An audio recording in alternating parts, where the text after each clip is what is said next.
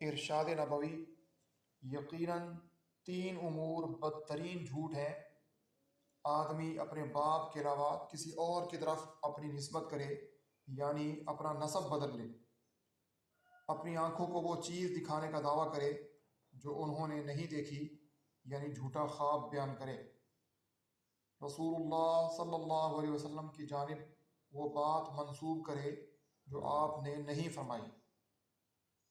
हदीस मुबारक से मालूम हुआ कि अपने बाप के अलावा किसी और की तरफ निस्बत करना हराम और कबीरा गुनाह है कि इससे बहुत सी शरई खराबियाँ लाज़िम आती हैं।